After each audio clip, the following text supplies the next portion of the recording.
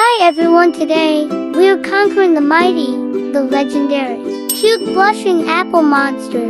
Grab your black marker before it rolls away, and let's get outlining. First, we sketch this giant, chubby apple shape. Look at those massive, sparkly anime eyes. Is it trying to ask for a snack?